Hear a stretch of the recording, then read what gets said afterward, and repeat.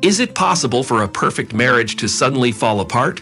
I can answer this question with absolute certainty because I have experienced it firsthand.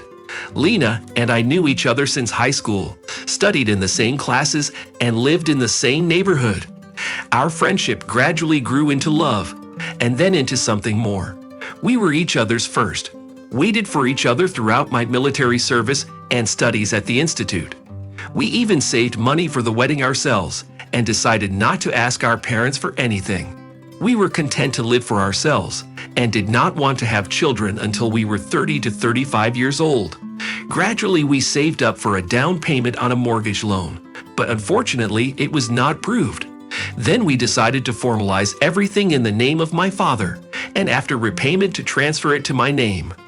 And at this point, luck was on our side. Our income was growing, and we were able to pay off the mortgage loan early. We were in no hurry to buy a car and waited until we could afford to buy one. However, since I worked as a computer programmer, our purchases were registered in my parents' name to avoid questions about our income. Why didn't we register them with Lena's relatives? Unfortunately, there was no one to turn to. Her parents were killed in a tragic accident on a slippery highway, which was a great loss for both of us. It was a difficult time for Lena, but she was able to overcome her despair, and we gradually returned to a normal life together. However, she soon had a strange idea. We always solved our differences peacefully, never resorting to quarrels. Even the smallest domestic issues were resolved calmly. Sometimes I even joked that it was almost boring, so well we got along. But then something unexpected happened. Out of the blue, Lenka threw a tantrum. She had just finished her usual routine. She had gone to the supermarket, done the shopping, loaded the groceries into the trunk. I, for my part, had no problem handling the groceries in the house. It was convenient for both of us. But on this day, Lenka exploded with anger and yelled at me while I tried to deal with her impulse. And those damn bags, I almost hurt myself. Len, calm down, please. I tried to hug her, but she pushed me away, tears of frustration streaming down her face. If you had only asked, I would have come. Can't you handle something on your own for once in your life? With those words, she sprinted out of the house, leaving me feeling like a complete idiot in an empty space. I couldn't believe that she left the house over such a trivial matter. I knew there had to be something else behind it, but I didn't want to dig too deep. She'll calm down and come back to me. I reassured myself. But a month went by, and she still hadn't called or come home.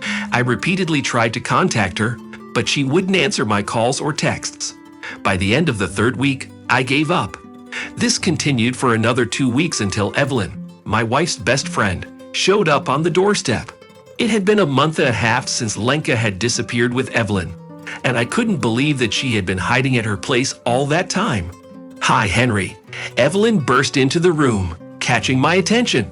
I'd never liked her, and at this moment she was especially obnoxious. "What brings you here? Did Lena send you?" Evelyn pressed her lips together in a clear display of willfulness, lowered herself onto the couch, and propped her leg up defiantly, exposing it. "Talk already, Evelyn," I said, wrinkling my nose at her straightforward behavior. Without warning, she suddenly walked over to me, kissed me on the lips, and tried to run her hand down my pants. I immediately recoiled and yelled at her to get away. "You're a fool too," she replied. "I was actually trying to save you." As it turned out, Lena wasn't as innocent as she seemed. After her parents died, she decided to brighten her life and boost her confidence by registering on a dating site. It ended up working out one way, and now she's terribly ashamed and doesn't know how to show me. "But if you cheated, you'd have a fresh start," Evelyn smirked, winking at me. I couldn't believe what I was hearing. "Please go, Evelyn," I said firmly, gesturing for her to leave, "and tell Lena not to set foot in my apartment. You can have all of her remaining belongings." I couldn't believe Lena was capable of such an act, and I wanted nothing to do with her or anyone associated with her. However, this isn't just your apartment. It belongs to her as well. It's my father's apartment, and by the way, the car she uses to go on dates. So let's just leave the keys in the mailbox. With those words, I escorted Evelyn out of the apartment and slammed the door behind her. There was no emotional response. During our separation, I had gotten used to living without my wife, so her absence didn't affect me much. But deep down, I knew that something was eating at me. I could not get rid of the feeling that Lena could not just leave.